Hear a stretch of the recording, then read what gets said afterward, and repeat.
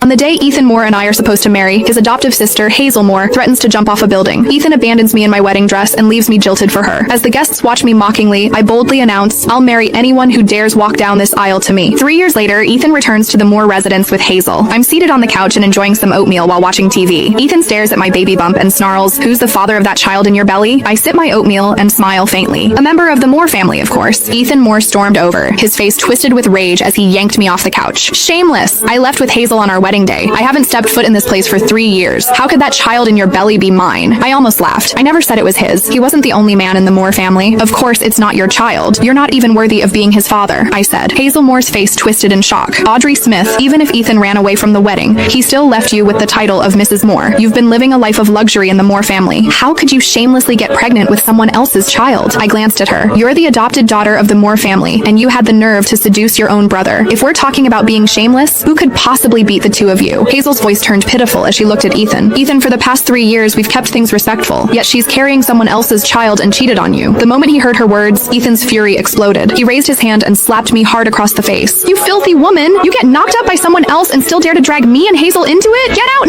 now!" he shouted. The sharp pain bloomed across my cheek. My head went blank for a second from the force of the slap. Ethan ran off with Hazel 3 years ago, leaving me alone to face all the whispers and laughter at our wedding. Driven by rage, I called for a groom on the spot. It was his uncle, Jeremiah Moore, who stepped up and married me that same day. In Beaverton City, Jeremiah was known as the Frost King. Everyone has treated me with the utmost respect ever since I married him. After I got pregnant, he spoiled me even more. He wouldn't let a strand of my hair be harmed. Blood would have been spilled if he had known what Ethan had just done. To avoid a full-blown family tragedy, and for the sake of the child in my belly, I said coldly, "If you both leave now, I'll pretend this never happened." However, they didn't appreciate the offer. Hazel lunged forward and yanked my hair. "Ethan, this woman is scared. She wants us to leave now so she can use that child to take everything from the Moores." Ethan snapped. "So that's what this is about? Well, I'm not letting it happen." I twisted away from Hazel's grip and said coldly, "David disowned you the day you two ran off. You had nothing to do with this family from that moment on." Hazel let out a scoff. "That was just Grandpa venting. Ethan's the only grandson of the Moore family. Do you really think he's going to stay disowned forever?" Ethan's expression turned smug. "Grandpa already said everything belongs to me." I placed a hand over my belly, my voice icy. "Not anymore. This child is also a member of the Moore family." I thought I'd made myself perfectly clear. However, Ethan's eyes flared with rage as he stared at me. "So you're planning to pass that illegitimate child off as a Moore? I'll teach you a lesson now." His slap landed even harder this time. I clutched my belly as I collapsed to the floor. Upon seeing the twisted hatred on their faces, panic surged inside me. I couldn't let them hurt the baby. I said desperately, "He is not an illegitimate child. He is..." Before I could say another word, Ethan bent down and grabbed the shattered porcelain bowl of oatmeal off the floor. He shoved the shards and oatmeal straight into my mouth. "Hazel and I have struggled to survive for the past 3 years, yet you've been leeching off the Moore family, living in comfort with that child in your belly. Well, let me make sure you get your fill today."